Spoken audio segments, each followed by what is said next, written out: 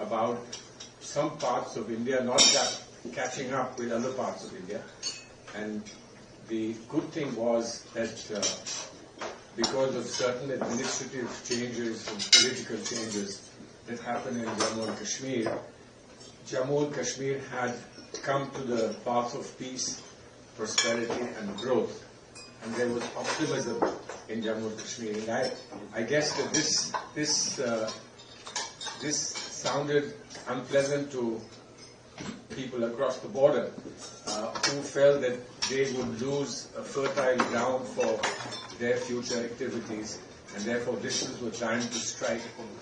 When we were showing that everything was normal and people accepted that, and they were out there coming in large numbers, tourists bringing their families, children, etc., to hit at that spot, to hit at a spot where they could show that Kashmir was not the place where tourists should be going. So this was a very devious exercise against our successful attempts to normalize the situation and work towards peace and growth in Kashmir. But obviously there was an international context as well. And the international context is that we have still some way to go in the attempts to find normalcy between China and India. We have issues we call them issues of perception, but they had got aggravated in recent years. We have gone back, both sides have gone back to attempts to try and diffuse them and get back to normal. But there is obviously a sense that because of the approach of the United States of America, that there may well be an attempt to isolate China. And therefore China and those who want to lean on China are looking for camaraderie. And I think that's what Pakistan tried to do. Kill two birds with one stone. To get support from China.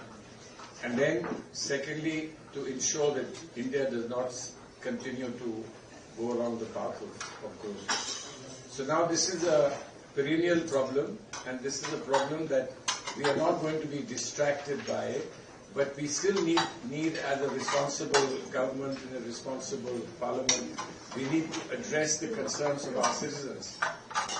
And the psychology of your nation gets impacted when something like this happens, particularly when we have so much strength and we have so much happening for us. So this is why they seem to have chosen the time. And it will take a little time to work out all the details about the various relationships between the permanent five in the United Nations. But we have, and both Korea and India have a very important place in the United Nations. You have today a place in the Security Council. India is aspiring to a position of a permanent membership of the Security Council.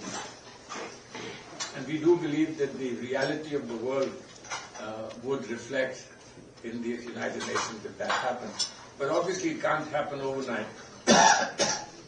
So what we want to do is hope that we can persuade enough public opinion here in Korea, which is already well informed, for you to be able to play an active role and present in the Security Council, where Pakistan is also a member for the present, so that we get a fair response in the Security Council today, at present, and of course in the long term as to the future of the international body, what role Korea and India can play together in the reform of the body. So I think there are issues that relate to our specific circumstances at home, and there are issues that relate to the larger region, which includes you, and the issues that are global. And I think we need to see all of them together, and this would be an ideal and an excellent place where this kind of exchange can happen. Thank you very much.